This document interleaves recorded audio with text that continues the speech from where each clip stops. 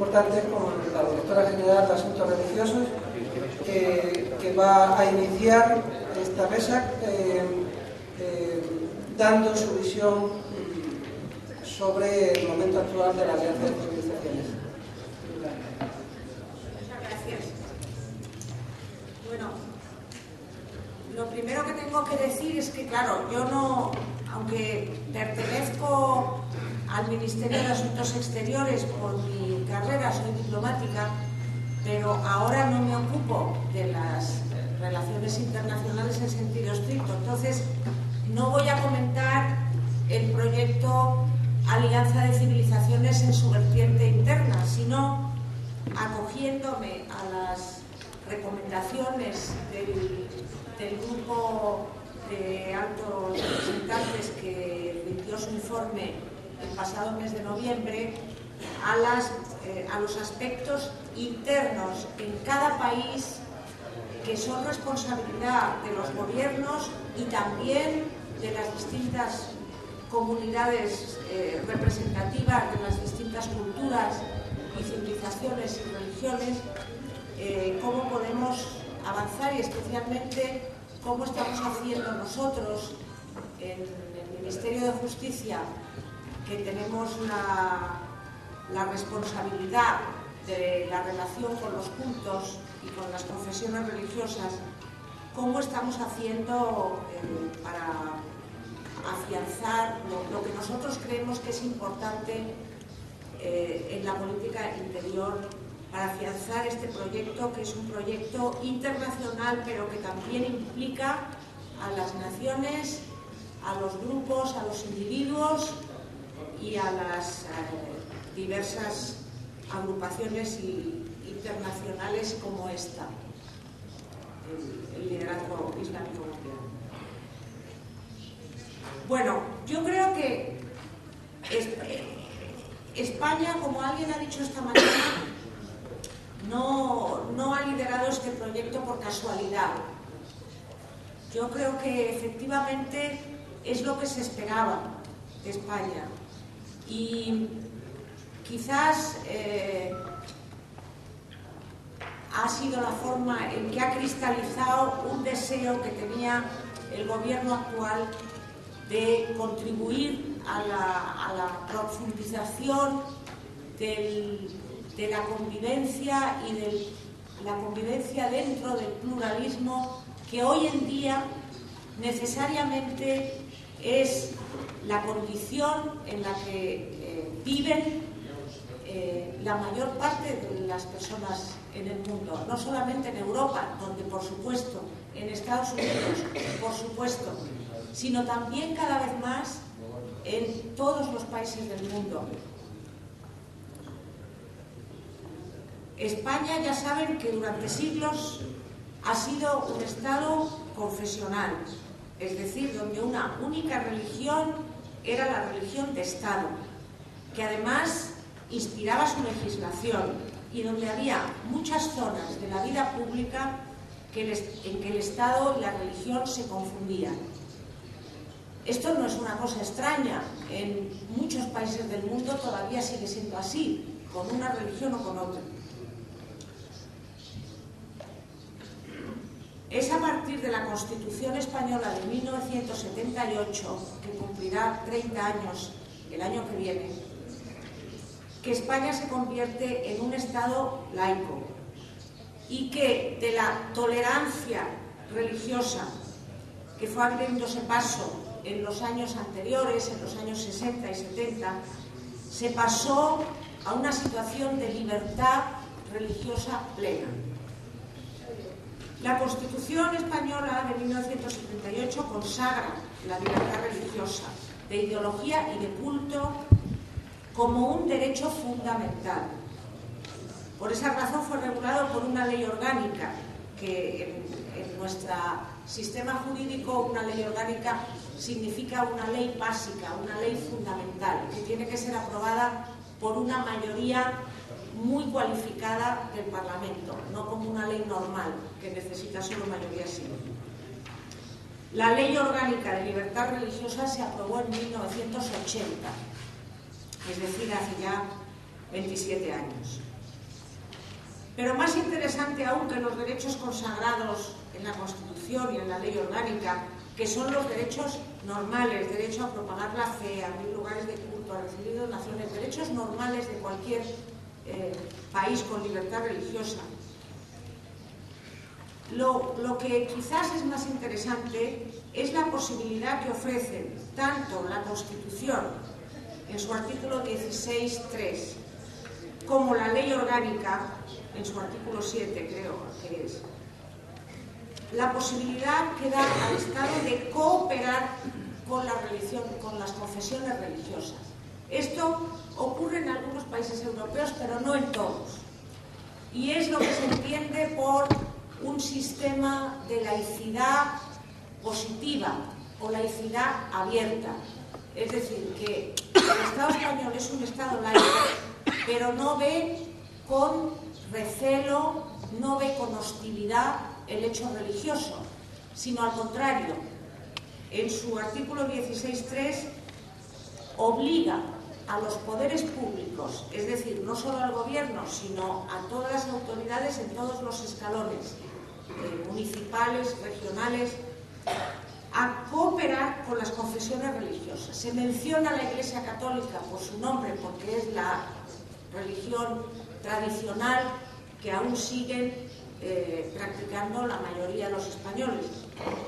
Pero también se mencionan por primera vez en nuestra historia las demás confesiones, las confesiones que nosotros llamamos minoritarias, y que en el momento en que se aprobó la Constitución seguramente eran muy minoritarias. Hoy en día, por supuesto, siguen siendo minoritarias, pero tanto el Islam como los protestantes o evangélicos cristianos no católicos han crecido muchísimo en los últimos 10 años, 12, 15 años.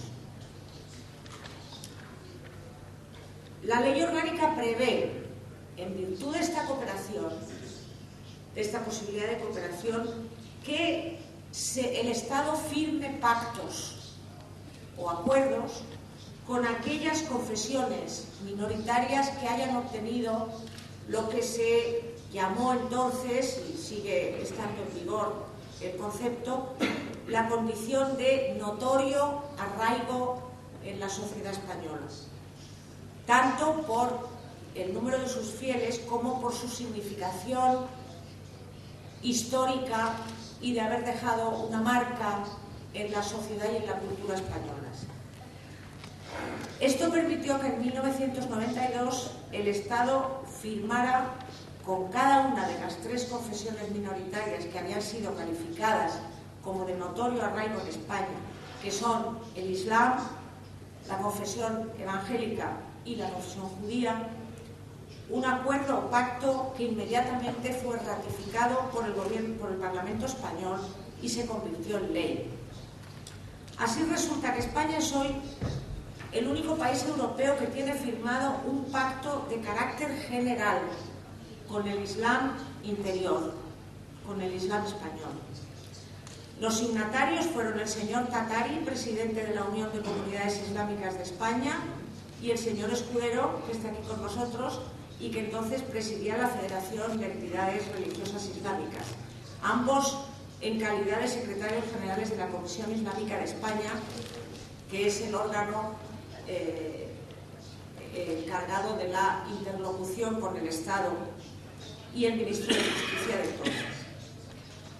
Lo cierto es que aquel pacto, significativo entonces por razones históricas y simbólicas, hay que recordar que estamos en 1992, que es el año de la toma de Granada por los ejércitos de los Reyes Católicos, el año del descubrimiento de América, el año del edicto de expulsión de los judíos, es decir, el año 500 años después, en conmemoración de aquello. De ahí su enorme importancia simbólica. Pero en aquel momento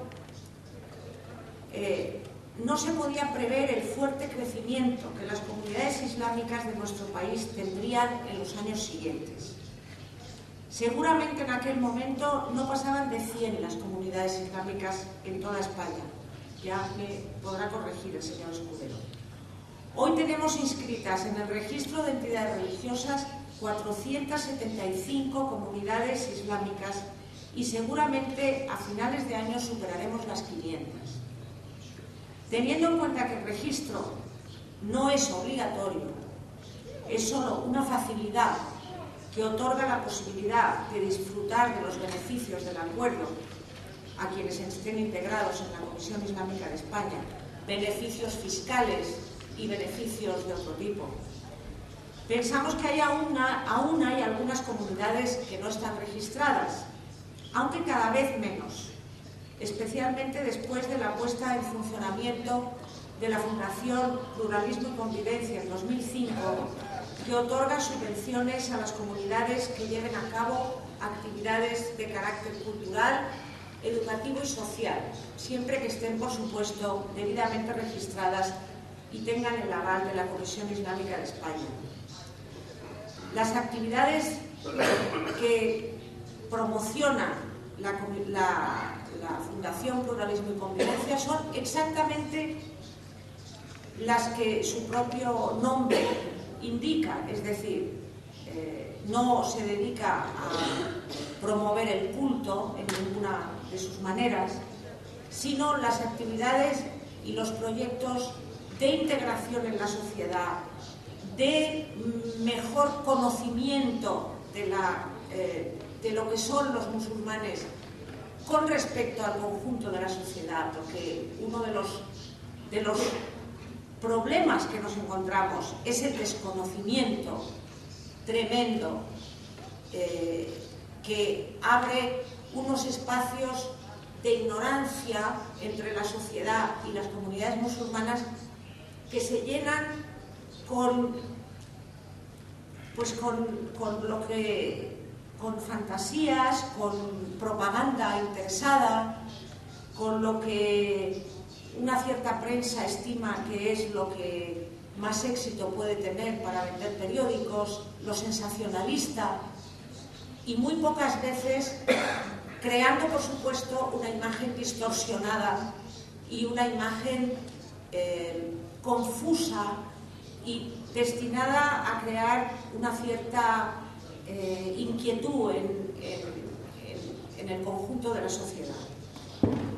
Por eso la Fundación trata de promover los actos, las publicaciones, las actividades de cada comunidad y de las federaciones que proyecten una imagen real, que hagan ver al conjunto de la sociedad española cuál es la realidad del Islam entre nosotros y que den la oportunidad de expresarse y de incorporarse y que den al resto de los españoles una idea clara y sin distorsiones de lo musulmán. Bueno, yo no pretendo decir que con el acuerdo que está desarrollado solo a medias, que todavía necesitamos trabajar mucho para que los derechos reconocidos en el acuerdo, por cierto, que por primera vez este año el acuerdo se ha traducido al árabe. Fíjense ustedes qué despiste, ¿no? Yo me encontré con que teníamos un acuerdo estupendo entre el Estado y los musulmanes españoles. A nadie se le había ocurrido traducirlo al árabe ni a ninguna otra lengua. Hemos hecho una edición ahora en árabe, francés, inglés y por supuesto español, que está a disposición de quien lo solicite. Yo no he podido traer más ejemplares, me hubiera gustado entregarles más, pero me lo piden y les mando los que haga falta. Bueno, no pretendo decir que el acuerdo solucione todos los problemas, ni que estemos en una situación perfecta en absoluto. Como todas las sociedades mixtas, plurales, requiere no solamente un desarrollo jurídico, sino un ejercicio cotidiano y diario por parte de los poderes públicos y por parte de las comunidades de profundizar la comprensión, de ejercer los derechos, ejercerlos de verdad, de exigirlos y de convivencia, y de que vayan cayendo los recelos y el basado sobre todo en el desconocimiento. Pero lo cierto es que la situación, estimo, no ha dejado de mejorar en los últimos años, tanto desde el punto de vista del ejercicio de los derechos jurídicamente como en la práctica. Hemos desarrollado buena parte de los derechos reconocidos en el acuerdo. Por ejemplo, el derecho a la enseñanza del Islam en la escuela pública española. Como ustedes saben, o no sé si saben, pero en fin, se lo explico. En España existe el derecho de los padres, que está reconocido en la Constitución, a reclamar la enseñanza acorde con sus convicciones religiosas para sus hijos. Es decir, que reciban en la escuela pública clases de religión. Esto hasta hace unos años solo se ejercía para los hijos de la religión católica. Se podía elegir libremente recibir enseñanza de religión católica o no recibirla. Desde que se firmaron los acuerdos donde se reconoce el derecho de los niños, de los padres, a recibir enseñanza en la escuela pública de religión, empezó a ponerse en práctica en los territorios de Ceuta y Melilla desde el año 2003, desde el curso 2003-2004. A partir del curso 2005-2006 se ha empezado a poner en práctica en la península, donde hay en algunas zonas una notable concentración, singularmente en Andalucía y en alguna otra comunidad autónoma. Todavía de una manera limitada, porque requiere muchos cambios de mentalidad en el Ministerio de Educación, requiere que los padres conozcan este derecho, los padres de hijos musulmanes conozcan este derecho y lo exijan en cada centro escolar. Requiere profesores que tengan la titulación adecuada, que eso ya está dejando de ser un problema porque ya tenemos una generación que está preparada absolutamente para impartir estas clases, pero no obstante es pequeño el número de profesores. Tenemos actualmente, creo que no llegan a 40 los profesores que están impartiendo en la escuela primaria española a los niños que lo desean enseñanza islámica. Pero es un gran paso, no hemos hecho más que empezar, es un gran paso. Nosotros creemos que hay mucha gente que piensa que quizá sea mejor que los niños en la escuela no estudien ninguna religión y que la religión se enseñe en la iglesia, en la mezquita, en la congregación. Pero nosotros creemos que mientras en España el sistema sea así, mientras en España exista ese derecho para los niños católicos y también para los cristianos protestantes, entonces ese derecho lo tienen que exigir los musulmanes también. Y ese derecho lo tienen. Entonces, uno de los problemas que teníamos era que no había textos en español, porque la mayoría de los niños musulmanes están escolarizados en español y a los profesores y a los directores de centro, aunque haya que dar nociones de árabe, obviamente para estudiar el Corán, pero les venía bien tener un texto, materiales didácticos, materiales educativos en español. La Fundación Pluralismo y Convivencia, a iniciativa de la Federación de la Unión de Comunidades Musulmanas, financió la publicación por primera vez en Europa de un manual de enseñanza de la religión islámica en una lengua europea. Se llama Descubrir el Islam y ha tenido, la verdad, un éxito notable. Más allá del ámbito puramente escolar. Mucha gente lo ha comprado por mera curiosidad, porque se vende en las tiendas. Pero para los profesores que están enseñando en los institutos y en los colegios españoles es un instrumento muy importante. Se piensa, el proyecto es continuar publicando este solo para la enseñanza primaria los distintos niveles educativos. Es solamente un ejemplo de las medidas prácticas que estamos poniendo, en práctica, digamos, para aplicarnos a nosotros mismos en la Alianza de Civilizaciones dentro del país.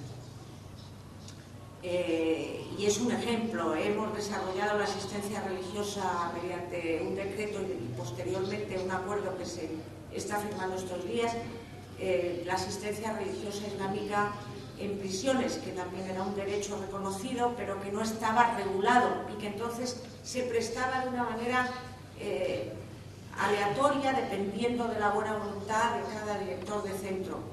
Ahora todo eso está regulado y funciona con normalidad. Estamos haciendo desarrollando un trabajo muy intenso con las localidades pequeñas, los municipios y las autoridades locales, que es el punto clave de engarce, el primer punto de contacto de las comunidades con la sociedad, con las autoridades, los municipios. Estamos organizando seminarios y grupos de trabajo para tratar de los diversos problemas con que se encuentran en el plano municipal las comunidades musulmanas en España. Teniendo en cuenta que todo esto, a pesar de que el acuerdo es del año 92, el aumento de población ha sido tan enorme, tan grande, que la mayoría de los ayuntamientos que se encuentran con una comunidad importante en su propio ayuntamiento, con una comunidad musulmana, es algo muy reciente. En muchos casos se ha formado en los últimos 3 años o en los últimos 4 años. Entonces, tienen que aprender. No es como otros países que tienen esta experiencia del multiculturalismo desde hace 50 o 60 años. En España todo esto es muy reciente. Y digamos que puso, aquí se dice, hay un dicho que dice que poner el carro antes que el animal que tira de él. Pues nosotros pusimos el acuerdo prácticamente antes de que hubiera realmente una población significativa e importante musulmana en el país. Y nos ha venido muy bien tener el instrumento del acuerdo, pero hay que desarrollarlo. Y el plano municipal es uno de los más importantes, porque ahí es donde se concentran los problemas de lugares de culto, mezquitas, que es un tema muy difícil, porque las comunidades crecen enormemente y no hay dónde reunirse para rezar. Los alcaldes a veces toman conciencia enseguida y otras veces tardan más tiempo en tomar conciencia. Por eso estamos participando en la formación de personal municipal.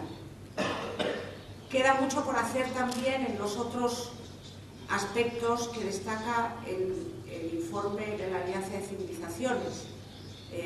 Los problemas de convivencia y ausencia de luchar contra los prejuicios y contra las discriminaciones.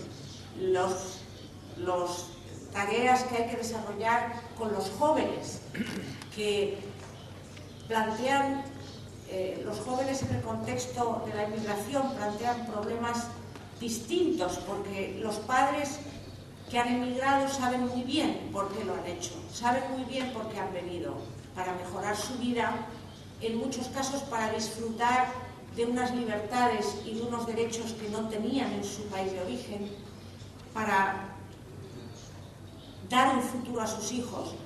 Pero estos hijos que han venido de niños no tienen tan claro ese porqué y se hacen preguntas que no siempre es fácil contestar para la familia.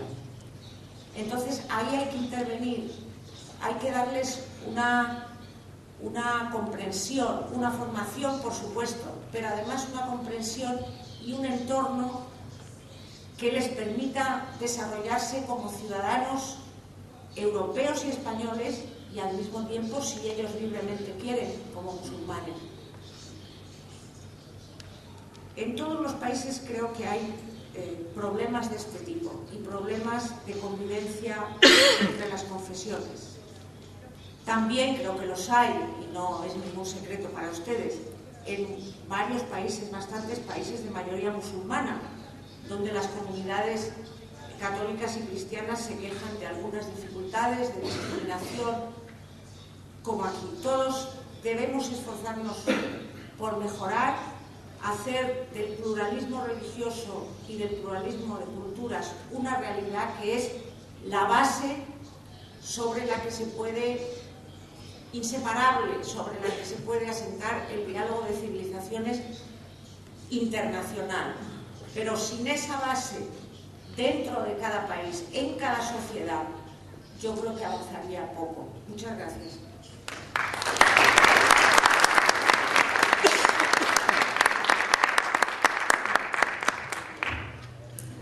Muchas gracias a Mercedes por tan brillante exposición y que le da esa posición privilegiada de estar en la Dirección General de Asuntos Religiosos. Como decía esta mañana, le cabe el mérito de haber activado ese acuerdo de cooperación que estaba casi en coma, no había prácticamente evolucionado en los 8 años. Como dicen los chinos, el camino, el viaje más largo empieza con el primer paso. Entonces tenemos que tener esa visión de futuro, tenemos que tener paciencia, ver que hay dificultades enormes por muchos sitios, y lo importante es que estamos dotados con ese instrumento político, que es una ley que está aprobada en el Parlamento. Y para los musulmanes que están aquí, que no conocen la realidad jurídica del Islam aquí en España, y decirles que la Constitución española es un modelo de referencia. Nosotros hemos dicho que nuestra pequeña Sharia, los musulmanes en muchos momentos, que el respeto a la Constitución, que la Constitución no tiene ningún elemento que nos permita oponernos a ella por parte de los musulmanes. Al contrario, que es nuestra mejor salvaguarda, y que aunque es una Constitución laica, es un concepto de laicismo que, al contrario de lo que ocurre incluso en algún país musulmán, en el cual hay una exclusión de la manifestación religiosa, la Constitución española es absolutamente respetuosa con todas las creencias, y protege y defiende el derecho a la libre manifestación de cualquier tipo de religión. Por tanto, es un concepto de laicismo que es diferente al que hay en otros países, incluidos los musulmanes. Y a continuación tiene la palabra el Secretario General del Liderazgo Islámico Mundial de Responsable, Sherif.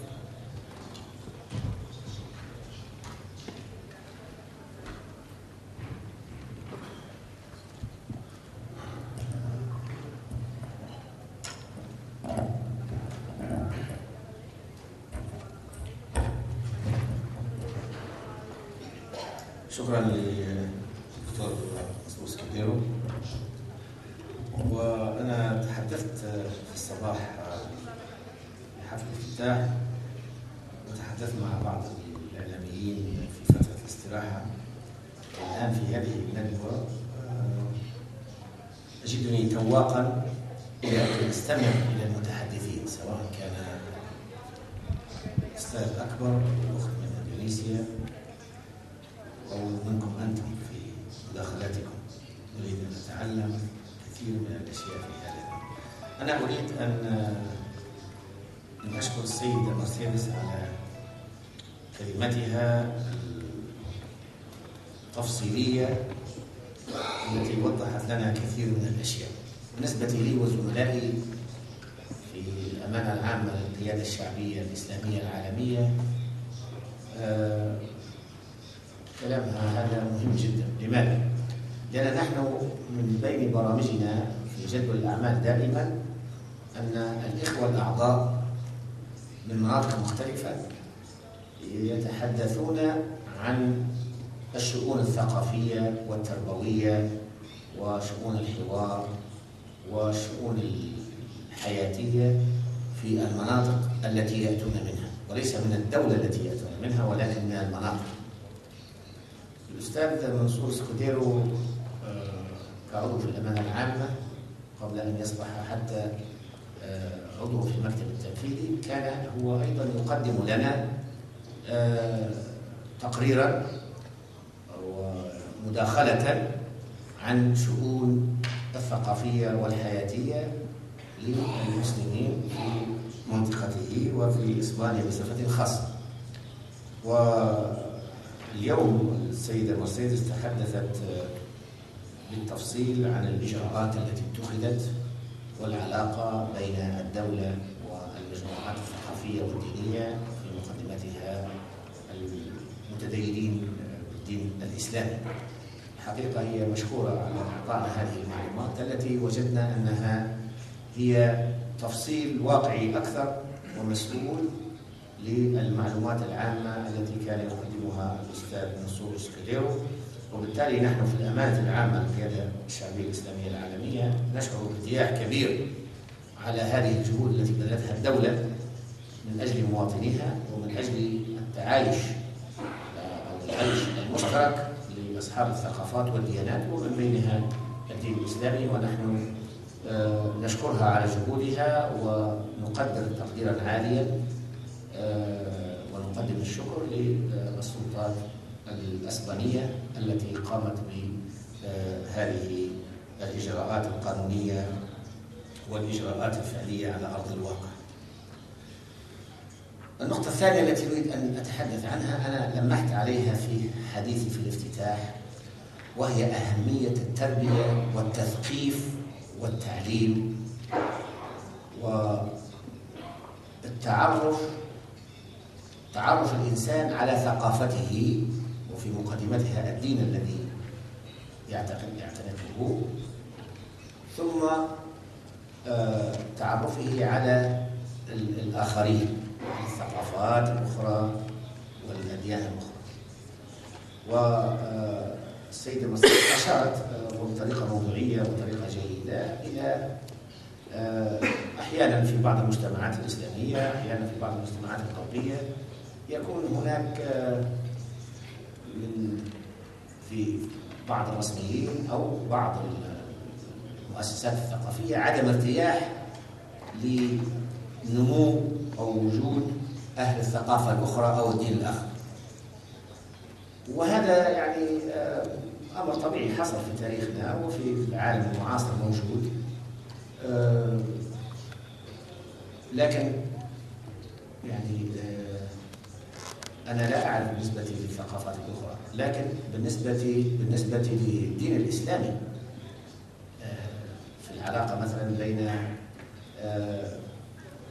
المسلمين والمسيحيين كمثال، إذا كان هناك تضايق في بعض البلدان اللي هي فيها شيء من التشدد مرات، تضايق من المسيحيين، فهذا يدل على عدم معرفة بالدين الإسلامي، لأن الدين الإسلامي لا يحترم فقط من أجل المجاملة، ولكن هناك تشريعات واضحة نحو مساعدة المسيحيين على أن يقوموا بعباداتهم ويقوموا بنشاطهم الديني ودعمهم حتى من بيت مال المسلمين ليقوموا بذلك.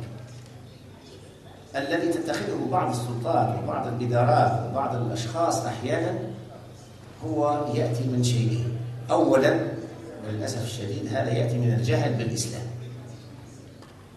ناس عندنا كثيرين لا يعرفون حقيقة الإسلام، وهذا الذي قلنا عنه هو تربية النشء وتربية المسلمين وتثقيفهم على معرفة أصول دينهم، مبادئ الدين الصحيح. التفسيرات يجب أن تقام في ظل هذه المبادئ الأساسية. الجزء الآخر يأتي أحيانا من خلط بين الموقف السياسي أو الأمني والموقف الديني. هناك دول مثلا في تاريخنا أو في العصر في الوقت المعاصر في صراع مع بعضها، دولة إسلامية وإسلامية، أو دولة إسلامية ودولة غربية، أو دولة إسلامية ومسيحية. يعني دائما عندما يكون صراع يبقى فيه تخوف من الآخر وثقافته، فتتخذ بعض القرارات اللي هي غير حسنة من طرف السلطات البلدية أو السلطات الحكومية في بلد إسلامي أو في بلد فيه مسيحيين، أحيانا حتى من الحكومات اللي تقول أنها علمانية. يعني تلاقي مرات في بعض الدول الأوروبية علمانية جدا، لكن لا تعطي ترخيص لواحد يعمل مسجد. تخوف أن يأتي الإرهاب، تخوف يأتي الدولة غير مرغوب فيها، يعني هكذا موجود. المسلمين أيضا عندهم نفس القصة، يعني يكون في صراع لا يعطونا مثلا بناء كنيسة، وهي طبعا مخالفة.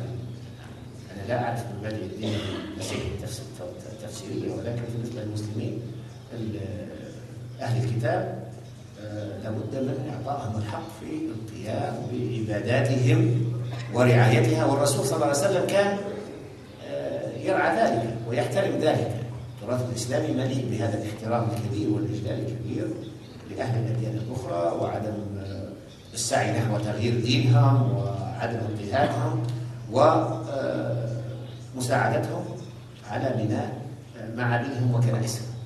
وبالتالي أنا أقول بأن في الإطار العام اللي كنا نحكي عنه، وهو تعريف الناس بدينهم، تعريف الناس بثقافتهم الحقيقية وقيمهم الأخلاقية، هذا يؤدي إلى السلام في داخل الثقافة، في داخل الدين الواحد، في داخل البلد الواحد، ويؤدي إلى السلام العالمي. السلام العالمي الذي يأتي من فوق، هذا يكون مظلة جميلة وفيها صور جميلة، ولكن أحيانا ليست لها علاقة بالواقع.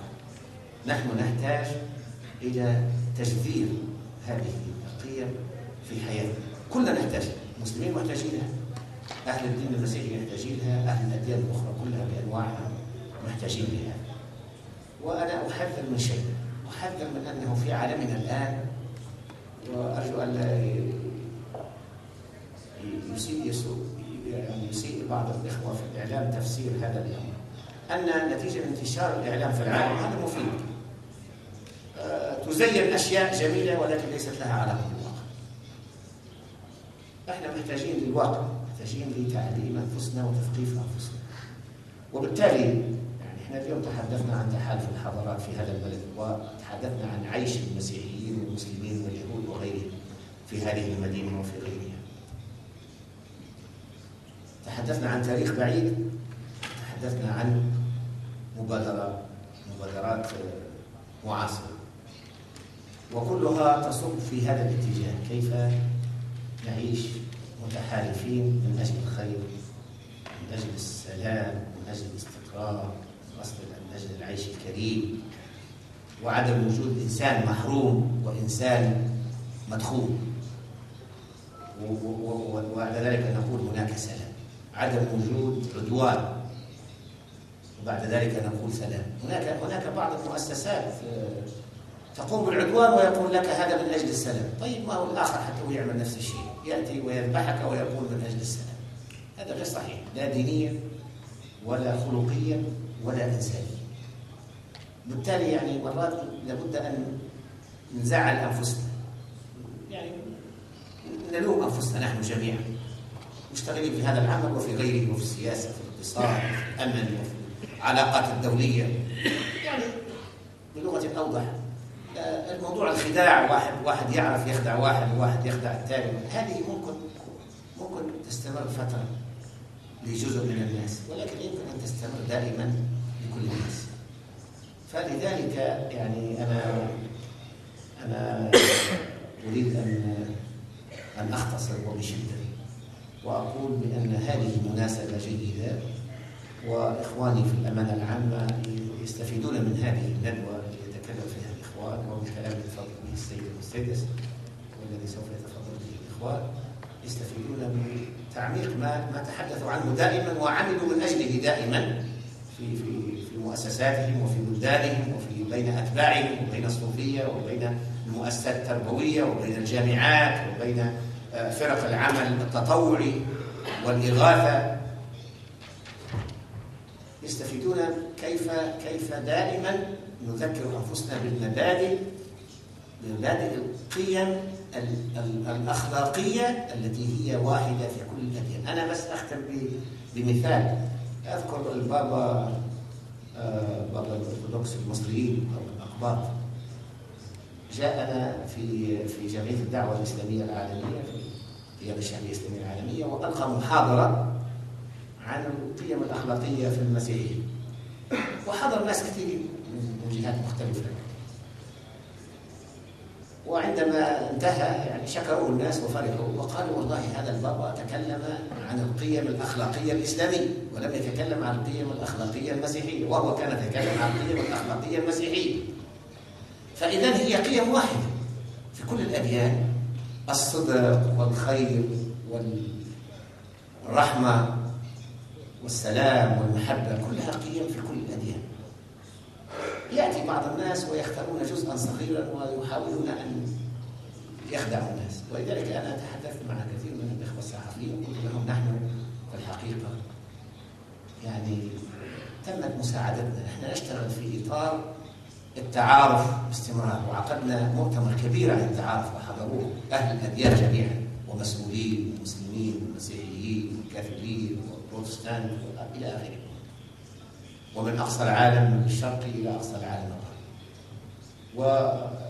وجاء ذلك بعد سنوات من الحوار والتعاون والتعارف والتثقيف.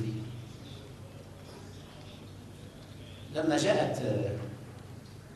جاءت مبادرة إسبانيا عن طريق رئيس وزراء في التحالف بين الحضارات، الحقيقة أن الفصل الصحفي ساعدنا كثيرا، لأني وأنا مثلا والله الشيخ إبراهيم صالح يحدث مثلا، يعني كمثال لو الشيخ إبراهيم صالح يحدث مريديه في الصوفية في شرق نيجيريا أو في غرب تشاد عن أهمية التعارف والتواصل والحوار مع أهل الأديان الأخرى ولنقل المسيحيين في الغرب، ممكن جدا يقوم له واحد من المثقفين يقول له يا شيخ أنت تتحدث عن أمر لا يقبله الآخرين، لأن هناك في الغرب من قالوا بنظرية صراع الحضارات، وهي نظرية روج لها كثيرا واعتمدتها دول ومراكز أبحاث وعملت استراتيجيات، وقالوا أن الإسلام خطير وبالتالي يجب استيعابه، وقالوا الكونفوشيوسية خطيرة ويجب محاربتها، وقالوا البوذية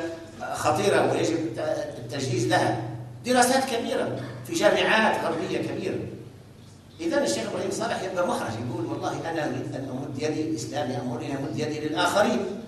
يقول له المريد، يقول له شيخ إبراهيم أنت رجل جيد وعندك إخلاص، ولكن هذا الآخر غير جاد، لأنك أنت تقول بالتعارف والحوار وهذا الآخر يقول بصراع الحضارات وتعتمد نظريته.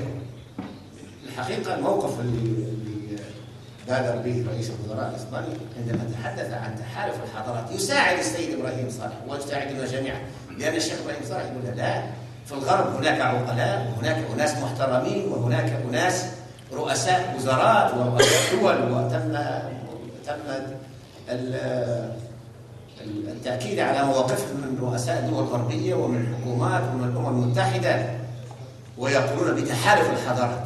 إذن أنتم هذا الموقف في إسبانيا ساعدنا نحن في هذا الأمر، ونحن المواقف التي نقوم بها في التعارف تساعد إخواننا في الغرب أو في غيره من الدول الأخرى. إذن هذا هو المهم، كيف نعلم أنفسنا في بيئتنا والآخرين يعلمون أنفسهم في بيئتهم، ونحن نعيش في دار صغيرة الآن تسمى العالم. هناك تواصل بالإنترنت، وهناك تواصل بالفضائيات، وهناك تواصل بالهواتف الخلوية، وهناك تواصل بالرسائل المكتوبة، وهناك تعلم للغات مختلفة، وهناك تطوير للرموز بلغات مختلفة. إذن ليس هناك مكان منعزل نمارس فيه عنصريتنا ونمارس فيه تسلطنا على الناس. ليس هناك، غير موجود. الذين يفكرون هذا التفكير في هذا القرن 21 هؤلاء يفكرون بعقلية قرون سابقة ليسوا معنا الآن، وهم في طريقهم الخروج من المسرح. نحن نريد أن نساعدهم على الخروج السليم الجيد من هذا المسرح، ويبقى هذا المسرح لأهل الخير وأهل السلام وأهل التعاون وأهل المعرفة وأهل الاستقرار وأهل التحالف والتعارف. ولعلي قد أطلت عليكم، أشكركم والسلام عليكم ورحمة الله وبركاته.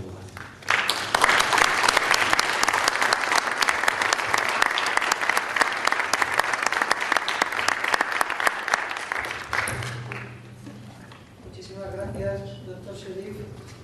Como siempre nos ha iluminado con unas palabras llenas de sencillez y a la vez sabiduría, de conocimiento, y transmitiendo ese mensaje que no es nuevo, siempre ha sido su mensaje así de moderación, de encuentro. Y quisiera destacar algo que a menudo sale en los medios de comunicación, el concepto de reciprocidad. En los países islámicos, por exigencia propia del Islam, debemos proteger y garantizar el derecho de las otras confesiones. Eso es algo que está implícito en el Corán, está claramente, y a veces en las críticas que nos hacen cuando queremos construir mezquitas aquí en España y se habla del concepto de reciprocidad, ¿por qué en los países islámicos no se permiten el mismo tipo de libertad para las otras confesiones? Decir que esto es falso. Puede haber algún país que sea más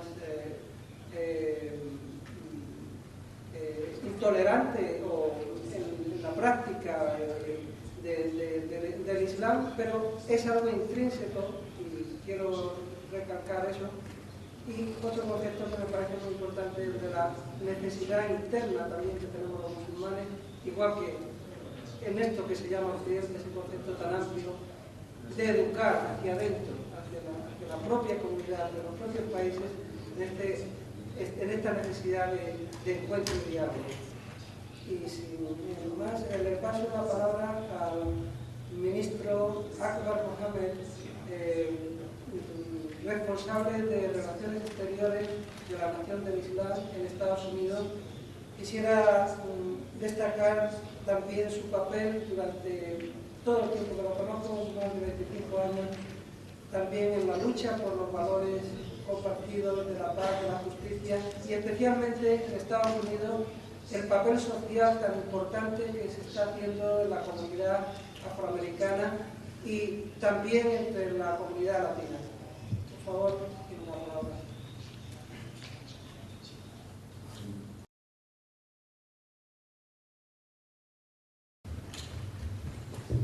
Bismillahirrahmanirrahim.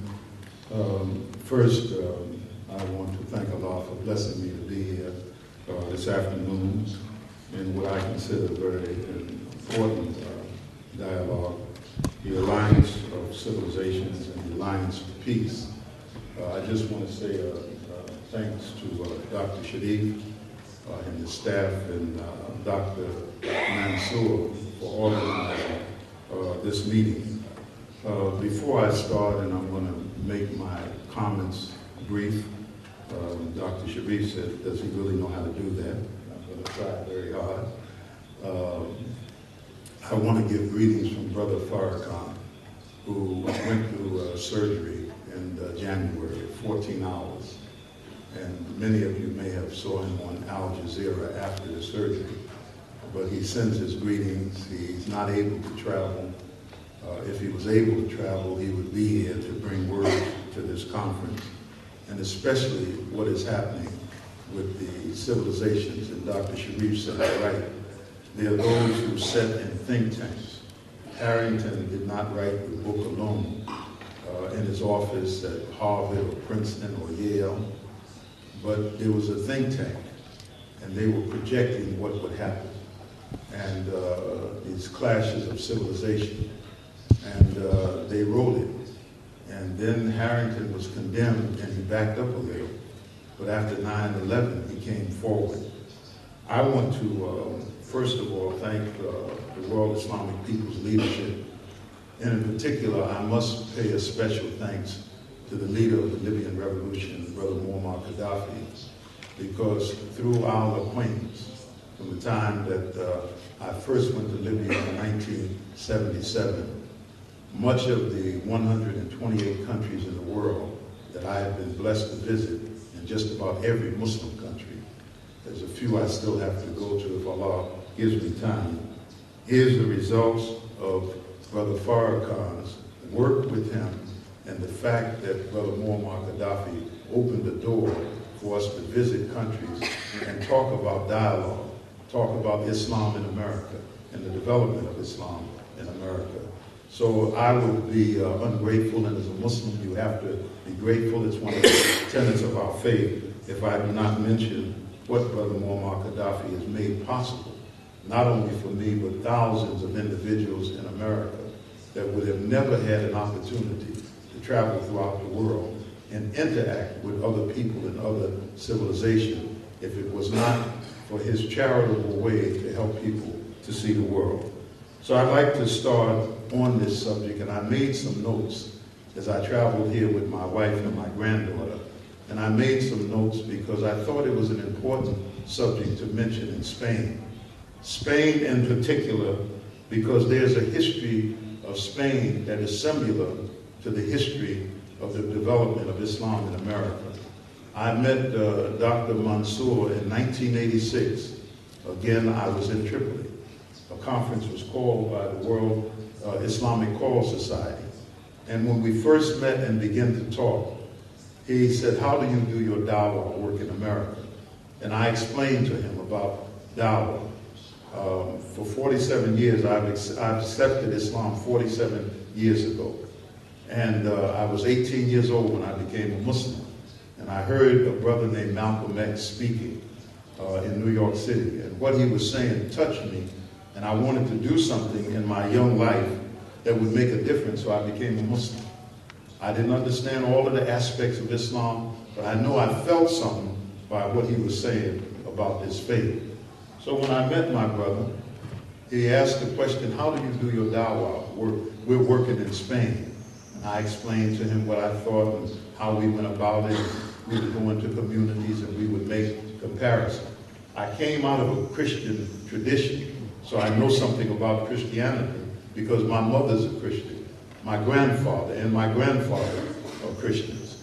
And so I knew about Christianity and I could talk about both faiths. So I shared these ideas. But as I grew and I developed, and being that as a young man, I did a lot of reading.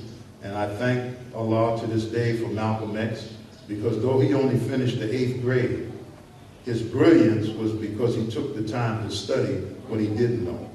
And one of the books that I read was Arnold's Preaching of Islam. Arnold, I believe, is an Englishman. And he went all over the world to show how Islam moved in Russia, in India, and when the Genghis Khan's, Kublai Khan, people came and they interacted with Muslims. He walked through all of that. And we got to Spain, and he talked in depth about Spain and how the Arabs crossed North Africa and fought the tribes that lived in Algeria and what is today Morocco, and the woman who led the tribe, and when she met the Muslim general on the field of battle and said, if you defeat me in battle, we'll join this new faith. And the Muslims were successful. She became a Muslim. But in her army was a man named Tariq. And Tariq, as you know, was the one who led some of the armies across what is called Gibraltar today, the Mount of Tariq. And they moved into Spain. And in Spain, many of the people who lived here, who were people who had no faith or were Christians, became Muslims.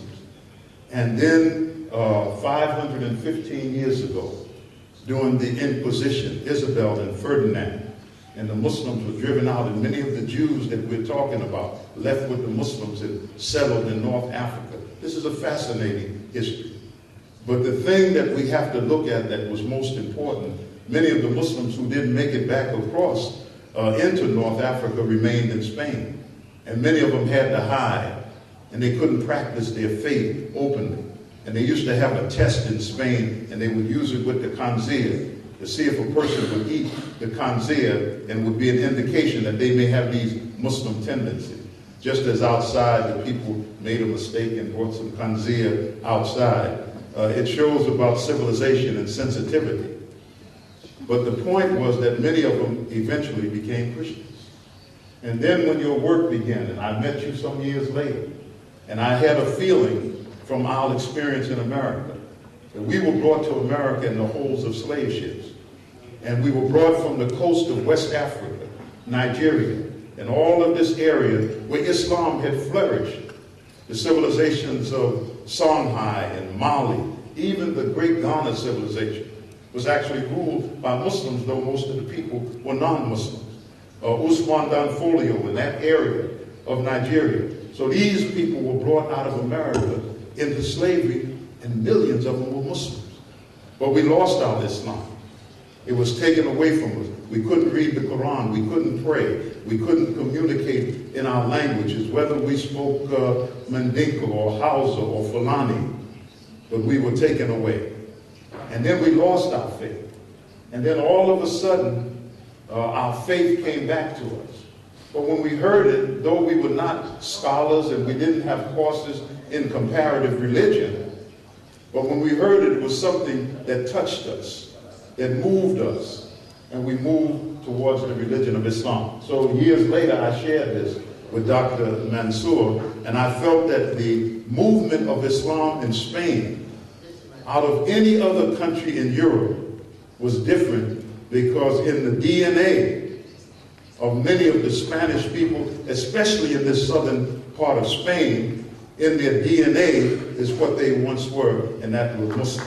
So it is a very, alhamdulillah, it is a very beautiful and touching picture. When I passed this mosque, and they said that this is the great mosque, but today we can't pray in the mosque because of certain things, and I hope that the Minister of Justice will see the growth of Islam and the alliances of civilization. I wrote on my notes as I was traveling here with my wife that in my study as Dr. Sherif, I love philosophy. There's a man named Machiavelli, 14th century Italian. And when Italy was in turmoil and the rulership, Machiavelli wrote on how the princes should rule. There's many things. Even in America today, they have a book called Machiavellian Management. Terrible book, because it doesn't speak to the heart of righteousness and doing things, keeping a God conscious in your heart. It speaks of cutthroat things, things that you have to do in a capitalist system to survive. But one of the things that Machiavelli wrote was that be careful of forming alliances. Because if you form an alliance with someone who does not mean you good, he will see your weaknesses and he'll seek to take you over. Now you say, well, where does that fit into the alliances of civilization? Because there are some people who don't have a sincere heart, a heart after what pleases God. There's one thing that we learn as Muslims, and we read our Quran and we do the principles of practice in our faith. A Muslim is always trying to do that pleases God. That's his life. His prayers in the morning, forsaking sleep to get up and make his prayers. What is it about? Is it a ritual? Or is he trying to do that would please God? During the month of Ramadan, when he abstains from food all day long and he fasts and makes his prayers and gets up and devotes himself for 30 days to complete the reading of his holy book called the Quran, he's trying to please God, do that would be pleasing with God. And hopefully, if his life is good, when it is put on the tawazun, the balance, that in his life he has done more good than evil or not so good, and God will open the gates of paradise for him. So a Muslim always seeks to please God. So in the alliance of civilization, Ibn Battuta traveled throughout the world. Ibn Khaldun came, Dr. Sherif, and he saw that this split in the Muslim community between those who became Sufis, who thought they were holier than others and other people were going the right way, but he thought that they should come together and be one and not let the community be divided. Coming out of a Christian tradition, we have a saying that charity begins at home, then spreads abroad. It means that you have to do good at home. In Islam, we have a tradition that is almost the same thing. It is called Akrabuna, thank you. And it is a tradition that if I give zakat to help in a cause, it is good. But when I give zakat to help my own family, it is even better. It weighs more. So in the world today, there are some problems. And as we seek to form alliances with civilization, show them the sincerity of a Muslim's heart. One Muslim brother told me one time, he said, a man came to me because they know we have oil wealth and we have plenty of money. And he wanted to get just the money. And the man said, yes, I have money from this oil, but I also have a brain. And so sometimes you have to be able to think. And sometimes instead of using your heart, you have to use your mind. Your heart may be one way, but practicality tells you that I have to use my thinking. So we have problems in the world today as we seek the alliance of civilization and the alliance of peace. We have the problems of the Palestinians right now that has reached a new height, and some people say a new low. Condoleezza Rice's complete failure as she's about to go out of office. Even the meeting in our holy city of Mecca, where the king tried to bring the forces together. But does the world know that some people talk about peace and the alliance of civilization, but they make weapons available to the side that they choose, through Jordan and through Egypt, because maybe they choose Al-Fatah over Hamas, because Hamas looks like a religious party. Al-Fatah is more secular, and they would like to see them in power because they form those kind of alliances with them. We have a responsibility. Then we have the problem of Iraq. Though Darfur is in the news every day. Sister Fazea said in Switzerland, every day Darfur is in the news, every single day. In America, every day Darfur. In the Sudan, Arabs killing blacks.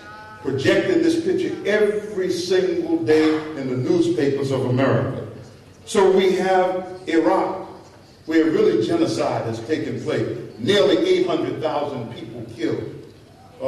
3,700 young, innocent American boys have lost their lives based on a lie that Bush told to the world. Spain saw that they could not follow America like Blair, and Spain made a decision, and through the same democratic process, they elected a leadership in a government that they thought would allow Spain to walk a middle course. The King of Saudi Arabia is visiting Spain, which is also historical, because you think when the last time a king has been here. We have the problem of Somalia. An outside entity comes to Africa and encourages another country to attack a Muslim country, saying it could be a base for terrorists, and people are going across the straits to Yemen, hundreds, thousands dying, fleeing to Kenya. So if there's to be an alliance for civilization, an alliance for peace, then we, those of us who profess the faith of God as we call Islam, then we have a responsibility now to try to see, even among our own brothers, how we can have an alliance for peace, and we must work on that.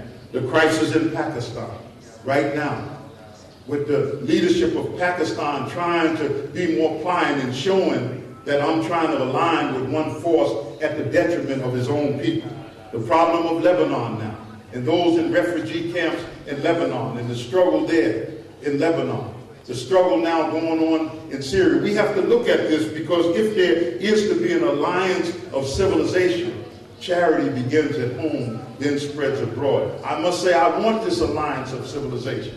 I want an alliance of peace, but I have to do my own homework among my own people to show that I will struggle to bring peace about. I think that we have the power to sit the Shia and the Sunnis in Iraq blowing up each other's mosques. Maybe it's not them. Maybe it's an outside entity who throws a stone, hides his hand, and have the two brothers fight with one another. But those of us who are the scholars and the leadership and who have constituency or followers have a responsibility to go and sit our brothers down and at least be like Ibn Khaldun. He made the attempt. because he knew that we believed the same. Why should we be at war with one another over this and that? Why should we split hairs over a hadith or a saying? But now that civilization has reached the point that every single day in newspapers throughout the world, Islam is at the top. Maybe perhaps what took place in this beautiful country of Spain can be an example to the world. The Jews lived here among the Muslims and the Christians. They say, but the Muslims put extra tax on the Christians. But look how the civilization here flourished. Look at what they built here. Look at the medicine and the learning, and people traveled to Spain. And the Muslims were here. And you cannot negate that history. Many of the students come up and don't know the history of Seville or Cordova, or they don't know this history that took place in southern Spain. But it may be a light to the rest of Europe that is even challenged today by the immigrant population. There's an ayat in the Quran, in this third surah, called the Family of Naram, and it says that it talks about, as for those who split up their religion and become sects, thou hast no concern with this. This affair is only with Allah. Then will He inform them of what they did. Now, you know, in Islam, we don't see tribes as being a bad name. And in Africa, they say, oh, they got to get rid of tribalism. But tribes are mentioned in the Holy Quran. In my study, Dr. Sherif of the Muqaddimah by Ibn Khaldun, how he traces, he starts with the family. Then he goes to the village and he talks about the tribes. And he goes through the process of the building of civilization. Civilizations that are built on this earth, if you look at them and you study, all of them were built on a spiritual base. None of them were built on just a secular base. The fall and the collapse and the disintegration of the Soviet Union is a prime example. Because at the core, there was no spiritual belief that is the moral rudder for any society. And so when Daniel Pipes, the father of Richard Pipes, and all of those who are scholars know that these two individuals, Daniel Pipes, the father, had the job in a think tank like Harrington. How do we dismantle the Soviet Union? How do we do it? Because they are challenged to our economic order. And he said we must explode them from the inside. And they begin the process. But it came out of a think tank. And if you look back between Glasnost and Perestroika and all of that, the Soviet Union collapsed. Then all of the surrounding states broke off. Now you have the Republic of Russia. The son, Richard Pipes, is given a task in a think tank. What do we do with the world of Islam? Because Islam, as Richard Nixon wrote, is our next threat. And he called it fundamentalist Islam. So they come up with things like the madrasa. This morning I heard on the news that they bombed the madrasa in Afghanistan. And in America, when we hear a madrasa, they show a picture and they show the little children doing like this, future suicide bombers. And the children are there, they are just learning the rhythm of the Quran as the children in America learn the rhythm of hip-hop music and learn the words. We're learning the words of God's holy book. But the projection is that they're future terrorists. How do you do it? So Richard Pipes out of Philadelphia meets in a think tank. And he says that let's see if we can agitate the sensibility of Muslims. You think that the Danish newspaper just published those cartoons? This was a long thought-out plan, and they wrote it down. It's in writing. You can read it for yourself. Where should we start it first? And there was an explosion across the Muslim world. And then we said, some of us Muslims said, look at these extremists. You know, look at them burning the embassy, the Danish embassy in Lebanon. Oh, what kind of Muslims are these? But it wasn't, the Muslims didn't start it. And if we didn't educate them how to get in a dialogue and go to the root of the problem, they reacted out of their emotion and their pain of the insult of the Prophet, peace be upon him.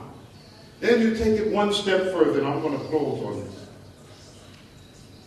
Then you have now England about to unite Solomon Rushdie. In a few years, it will be Hershey Ali, the woman from Amsterdam. Alliance of civilizations. If you respect the civilization of Islam, and you know that there are people that are agitators, who agitate and make people feel pain, such as the Pope's remarks in Germany. Do you think it was a slip of the lip? The Pope was an intelligent man. He made notes. How would it agitate? We like to take the path of least resistance, the path of peace, to show how civilized we are. But at some point, as Muslims, the alliance of civilization means standing up for our principles. And when the Pope made the statement, and if you read back all of the scholars in here, he never really apologized and said, I should have never made that statement. He said, I apologize for offending the sensibility of the Muslim. So are there those who really see the importance of civilizations respecting each other, societies and religion respecting each other? Are there those that say, how do we dismantle it? The Muslims will be offended. 70 million in Iran will be offended when they ignite Salman Rushdie. Why are they offended? Because he came out of tradition. His grandfather, his great-grandfather is Muslim. He knows that we don't have a faith that we, one day a week, we are Muslims. But we're Muslims 24 hours every day. He came out of that tradition, and then to please the West, this is his alliance with the West, he attacks what we believe in. Hershey Ali, the same thing. Her book is in every bookstore in America, prominently displayed. And her attack on our prophet, peace be upon him, and our faith is terrible. If that's the way she feels as an individual, then for the sake of peace, tranquility, and the movement of society, let me keep my personal beliefs to myself, because I was raised in that tradition and I know what it is. So I thank you for this time. And Brother Mansour, forgive me for going over. But the alliance of peace, we have to say, yes, we want an alliance of peace. And we have to bring peace about in our community. And for Spain, I'm honored to be here. And as you do your work with the Muslim communities in southern Spain, look at the history of Islam here. And look at what Islam brought here and the example that was set in this beautiful land. Thank you. May Allah bless you.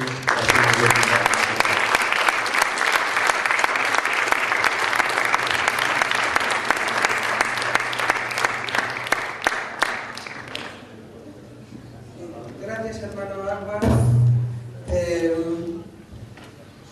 Siguiendo la tradición de Farrahan, del hermano Farrahan, que espero que se recupere lo antes posible y que pueda seguir estando entre nosotros y demás con X. Me gusta resaltar que algo que no es frecuente entre nadie, o sea, una visión crítica y una crítica con amabilidad y con inteligencia, y la huida de la autocomplacencia y la huida del victimismo en el que muchas veces caemos todos, musulmanes y no musulmanes. Agradezco mucho tu exposición y a continuación la señora Nurul, que es directora ejecutiva del Muhammad Institute de Indonesia, va a hablar sobre la importancia de la economía islámica en el marco de la Alianza de Civilizaciones. Pido disculpas por la ausencia de doña Mercedes Rico, que tiene que abandonar la sesión por algún compromiso urgente.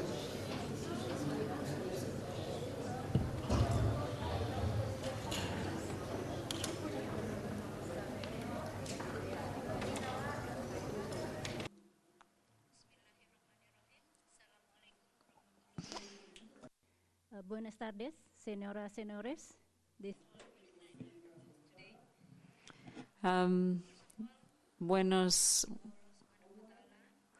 En primer lugar, me gustaría agradecer la posibilidad de estar aquí juntos. Es muy importante. Prosperity. Okay, herewith I would like to also thank you to agradecer al Dr. Sherif. Hola. نود أن نتقدم بالشكر الجزيل. Economics, finance and banking, that we there is a role also for the Alliance of Civilization, Alliance for Peace. And lots of people is asking questions about what is the difference between Islamic economics and Islamic conventionals. The most important is about the interest, which is the interest is additional out of nothing. But before we discuss it further, maybe we would like to know what is the primary objective of the Islam in this world. The most primary objective of Islam is to be blessing for mankind by ensuring the well-being of all human beings. This is very important. And all the social, economics, and political systems of a society need to be organized in such a way that the well-being of all is ensured. And the Islamic financial cannot be an exception. And Dr. Sherif also has mentioned about the prosperity. And for the Islamic economics, it is not only for Muslim, but it's for all. So the prosperity for the poverty is not only for Muslim, but for all. So I guess we will have to be like Alliance for Peace for all, both Muslim and non-Muslims. And for the goal of Islamic economics, of course, we want to have the human falah achieved by organizing the resources of the earth on the basis of cooperation and participations. And herewith, we would like to have falah in the world and then also in hereafter. Thus, the conformity to the Islamic way of life is a means to achieve falah both in this world and the hereafter. And the question is now is whether its interest is really prohibited by in Islam. Lots of ulamas, especially in the case of Indonesia, is also questioning and then against the interest. Like I think similar to the experience with Dr. Akbar in the United States, that they are selling like maybe somebody throw the stones and then let the brothers fight among themselves. And then this is the same thing too. There are lots of people also, I mean, somebody maybe throw the stones on the Islamic economics that interest is not riba, but it is interest is riba. It is mentioned in the Al-Quran. There are 4 surah: Al-Rum, Al-Nisa, Al-Imran, and Al-Barakah. Maybe we can check it later. And also in the Hadith, I would like to read this one, that the Prophet, peace and blessings of God be on him, cursed the receiver and the prayer of interest, the one who records the transactions, and the 2 witnesses, and said, they are all alike in guilt. And this is reported by Muslim from Jabir, also Tirmidhi, and Musnad Ahmad. And the other one is also about a dirham of riba, which a person receives knowingly is worse than committing adultery 36 times. So it is very riba, for the interest. And what is riba? Is literally meaning of expansion and the increase or additional and growth of expansions. On the technical meanings, on the economics meaning is predetermined by increase as a condition for the loan, irrespective or whether the increment is small or big. There is a debatable also that interest is okay if that is small, but it is not. It looks like alcohol. It is okay if small, it is not okay if not, it's in the big glasses, It's not like that, Whether it's small or big, riba, interest is riba. And here also I would like to share that when any one of you grants a loan and the borrower offers him a dish or food, he should not accept it. And if he offers him a race on an animal, he should not ride, unless the 2 of them are accustomed to exchanging such favors mutually. So this is very important that in Islamic economics, the exchange, the contract is very important. In Islam, it's very clear, it's very direct about the exchange, the transactions. For example is a loan. Loan is, the contract of a loan is al-qard, and then it's al-qard is al-qadr hasan, it's for hasanah, it's very clear. When you give a loan for hasanah, for example, if you give like 10 euros, you get the return of 10 euros. Over than 10 euros, it's a riba, it's an interest, you cannot do that. But if you want to make money, because Islam does not against making of money, but the most important is how money is made, and then also how money is distributed. This is very, very crucial. We are not like accumulating on the conventional economics, yet they are accumulating the capital up to the certain people on the top of the pyramid, while Islamics is very concerned about the distribution of wealth. Okay, and then Islam is not alone in condemning interests. There is an Hinduism, Judaism, Christianity, and a number of philosophers and scholars. And why we are talking about the Islamic economics here? Because Islamic is a kafah. So in the political, social activities, it's all kafah, it's all blend together. You cannot talk about politics without even thinking about the religious. If you are talking about ibadah, you have to be able also to discuss it about the economics and all the circle. So if we see the relationship is in Islam, we have like akidah, sharia, and akhlaq. And the relationship on the economics is on the sharia, the practice and the activities, the legal framework. They have like ibadah, which is meant to God worship, and muamalat, which is man-to-man activities.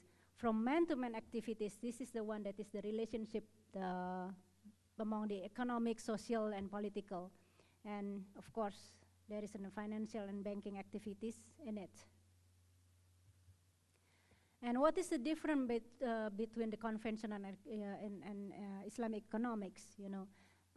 Here, the basic, the most important, that is on the conventional, our brain was being washed, by the conventional scholars, saying that resources is limited.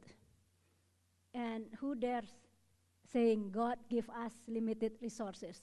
God give us all resources for us to live, Only man who make it limited, because usually we destroy, we make it ourselves, explore without reserving the sources. And also the human greeds, the unlimited ones. I don't know, we have different backgrounds, but for me, when I was like in high school, starting from high school, learning about economics, the teacher is always saying the resources is limited, and the greed, the moments, the wants of the human, it's unlimited. That's why, we try to be in the consumptive way. People, having, making or creating all kind of stuff that we don't need to. It is what we want. One is not enough. Two is not enough. Three is not enough. It's always like that. It's always selling all those consumptive products, While on the Islamic economics, resources are unlimited, while time is very limited. We are given time. Prophet Muhammad sallallahu alaihi wasallam lives only like 53 years old. So anyone here above 53 years old is a bonus, The reason why this one Islamic economics is having limited time and unlimited resources is make us, we don't chase the resources. We don't chase what we want, but we want us to be better every day. We want to be benefit to others every day, because we know that the resources is not limited. It's available for us. It's enough for us, God is never give us as limited resources. You get everything, for us to live. So this one, if we see the correlation is, if we see the grids, on the left side, on your left side, on the red color, the demonstration effect, because of the grids, because of the wants, people, they are trying to have like all consumer financing, all consumptive products, making like dehumanizations. This is like creating of accumulation of wealth that I mentioned before, and then also income. So the distribution of wealth is not equally distributed to people, but also but it's only on the top of the pyramid, and this creating the crisis of society. While on the Islamic banking or Islamic economics, the good deed effects is human needs. We focus what we need, is not what we want. So there is a humanization because we focus on the development instead of consumptive. And this is the effect is like distribution of wealth and income is equally divided. Because we have like what we call it voluntary banking group or voluntary economic group, which is zakat. So zakat is one of the most important instruments in the economics. So it's not only like religious, it's not only that we give 2.5% for zakat, but zakat is the most important instruments in the economics to redistribute of wealth of income. So people who does not have access to the economics or people who are under poverty is able to access the economics. So that's why it's very important, like I said before, it's not like Islam does not against making money, but the most important, the money is made and the distribution. And this creating the peace and caring society. Okay, this is maybe we can read it later. And this is the process of non-Islamic economics financial institutions. On the black side, it's always like whenever on the non-Islamic economics, flow of income giving out to saving and consumption. Saving goes to the banking, go through the financial circulations, go to the interest circulation in the sections. All the times, it's like snowballing. You keep going, keep rolling, that the money is only for the financial circulation rather than industrial sector. By last year, like $1 trillion of money in the world, only 5% goes to the industrial development. So 95% are circulating in the interest and financial circulation. That's why regularly we have the crisis. Every 10 years, before it's like 20 years, and then go down to 10 years, and then now 7 years, and maybe in the future, who knows, it's like 5 years or even worse, And for the Islamic economic process, you can see there is a zakat right here, because all what we receive, the income that we receive goes to saving, our saving goes to the industrial, and then also part of it go to zakat, and then to distribute to the poverty of the people. This is like snowballing also, but the snowballing is to the right, in the right track, which is on the industrial. So if you see the black side now, on the industrial side, it's even bigger and bigger, because in Islamic economics, the most important is in the real sectors. It's not on the sectors of the interest. Oops, I guess. Well, this is the last time. I think there is one more. Oh, this is the country.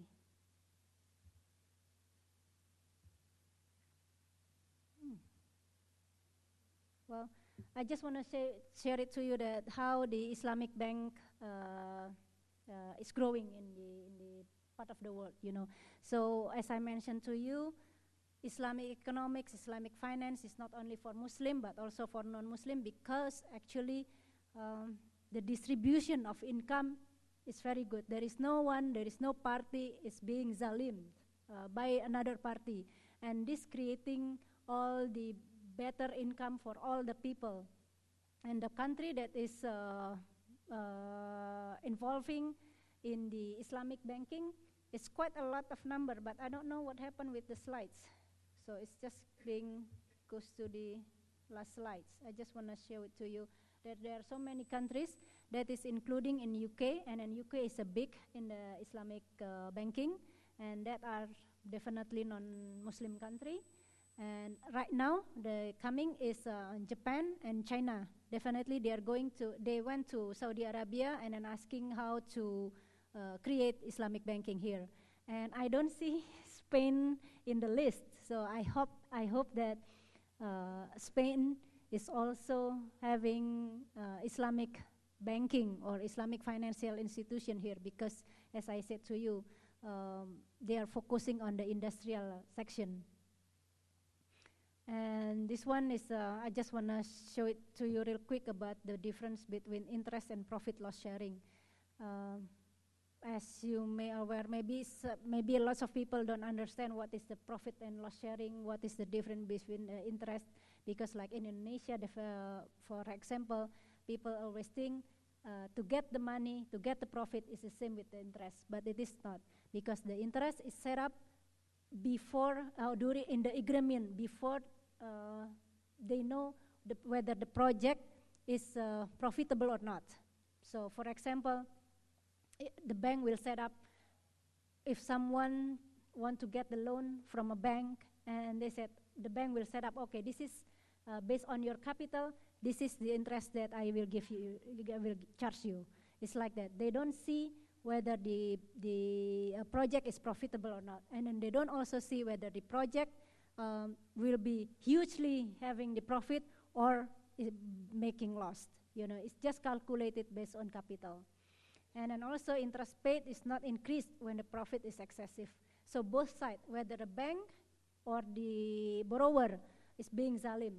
So if, for example, if the borrower making lots of money, the bank will only receive interest like 10%, you know, as agreed on before.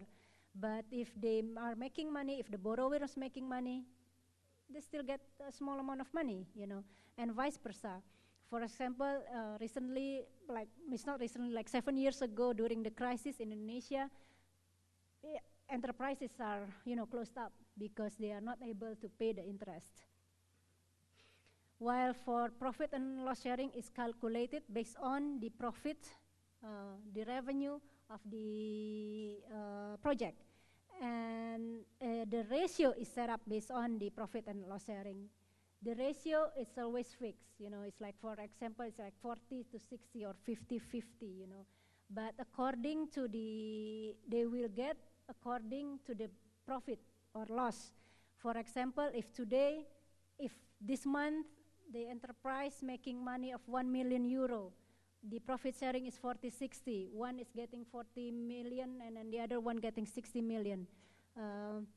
And the next month, maybe they earn 2 million.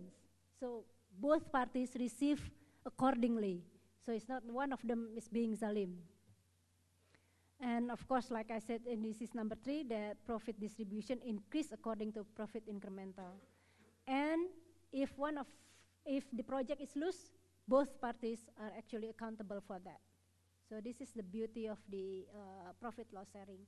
Lots of people are afraid to take the risk, but actually in Islam, risk is there.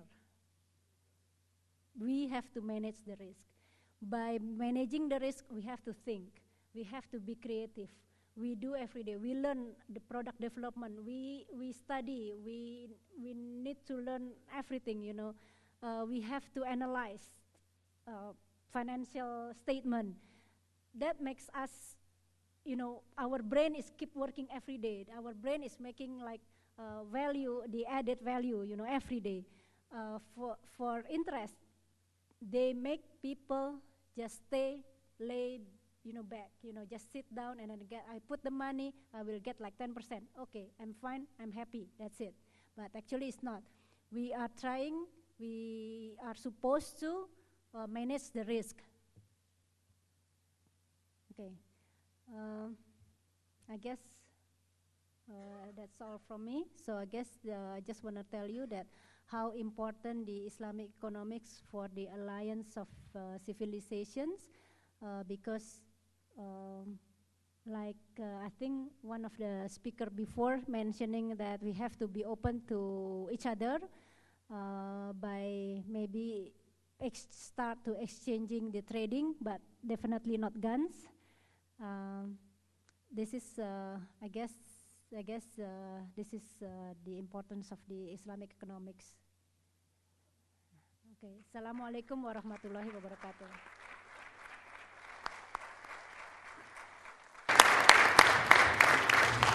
Gracias, hermana Nurul, por darnos una visión tan experta de un tema tan complejo y tan árido como es la economía, y de la importancia que tiene realmente poder llevar a la práctica la Alianza de Civilizaciones.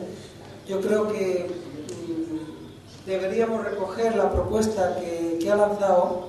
Ella está aquí en España estudiando la viabilidad de un proyecto de un banco islámico, y que sería algo que el liderazgo podría estudiar en esta reunión y ver si fuera factible el establecer este tipo de entidad bancaria para España y para Latinoamérica.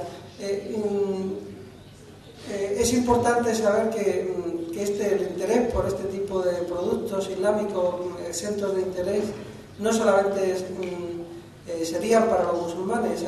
Hay muchos no musulmanes que también buscan productos éticos, que se llaman productos éticos, productos que estén exentos de interés y que además tengan una finalidad en el beneficio que realiza la entidad financiera o el banco, que vaya a actividades que son éticas.